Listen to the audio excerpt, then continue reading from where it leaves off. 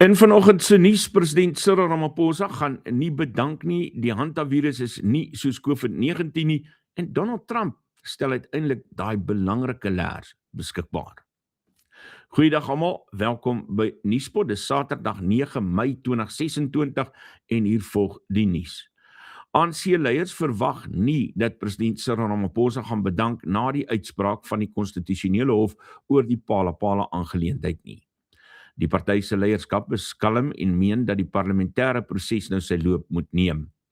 Ramaphosa se opsie sluit in om die proses in die parlement te trotseer of om die Nobel-verslag op hersiening te neem.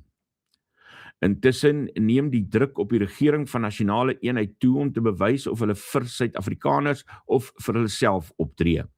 Oppositiepartye soos Action SA dring aan op volle aanspreeklikheid, terwyl die Demokratiese Alliansie beklemtoon dat hulle die proses met erns en konstitusionele verantwoordelikheid sal benader. Die Patriotic Alliance bestudeer tans die uitspraak voordat hulle verdere kommentaar lewer. In Benoni is 'n man gedwing om op 'n regstreekse videoskakel toe te kyk hoe sy broer met sambokke aangerand word deur ontvoerders. Die bende het R10.000 geëis en gedreig om die slagoffer dood te maak. Hoewel die slagoffer later vrygelaat is die polisie se optrede in die saak onder die soeklig geplaas.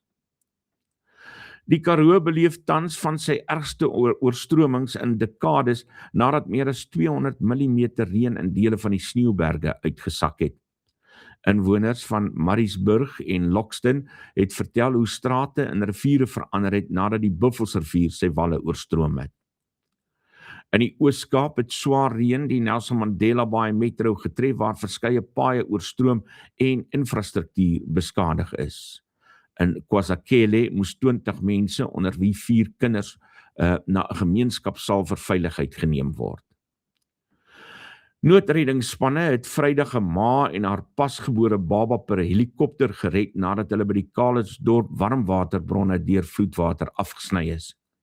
Terselfdertyd is 2 mans wat in Meyringspoort gestrand was na byna 60 uur gered nadat hulle in 'n vragmotor vasgekeer was. Inwoners van die Wes-Kaap moet intussen voorberei vir bibberweer aangesien 'n reeks sterk koue fronte vanaf Sondag swaar reën en selfs sneeu kan bring. Die Suid-Afrikaanse Weerdiens het verskeie waarskuwings uitgereik en die Franshoekpas sal weens toestande gesluit word. Die gemeenskap van Caledon is in skok nadat die lijk van Janine Hopley in die plaaslike begrafplaas ontdek is. Haar kerel, wat die pa van haar 3 kinders is in hegtenis geneem in verband met die moord. Op die Kaapse vlakte beweer bendelede dat soldate hulle in Leonsdale, Elsiesrivier en ander plekke aangerand het. Die mans beweer hulle is sonder rede deur soldate en die polisie rondgeruk en geslaan tydens 'n soektog na dwelms en vuurwapens. 'n Geskorste administrateur van die Regspraktykraad het in die Landdroshof in Pretoria verskyn op aanklagte van bedrog. Zoziswe Mahlolo word daarvan beskuldig dat sy eksamenuitslae van kandidaat-prokureurs op die stelsel verander het.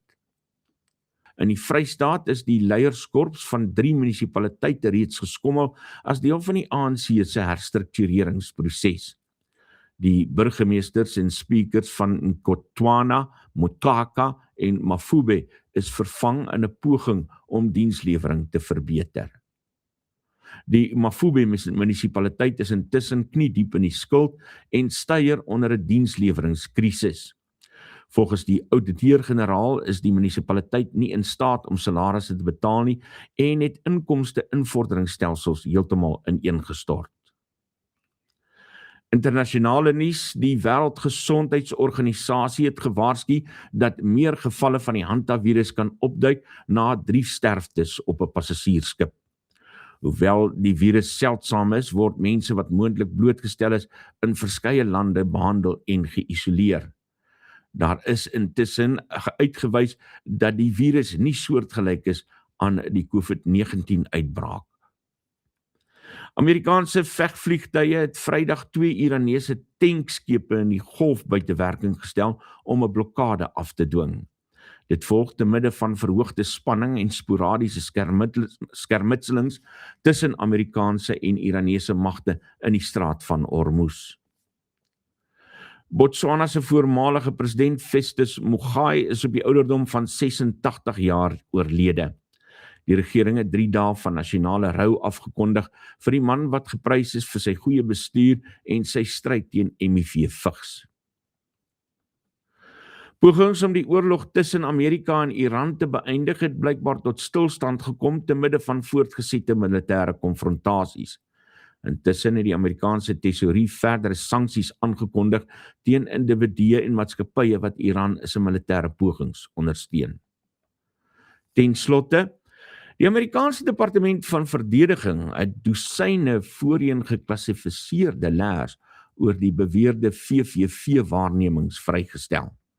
Die dokumente wat op bevel van president Donald Trump vrygestel is, bied geen afdoende bewys aan buiteaardse lewe nie, maar is deel van 'n groter inisiatief vir groter deursigtigheid.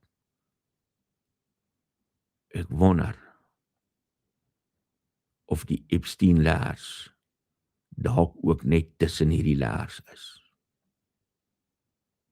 Groetnis, julle moet 'n lekker dag hê. Ons praat môre verder met mekaar. Dit was vandag se nuus net hier op Nuuspot, die tuiste van Afrikaanse stories agter die nuus.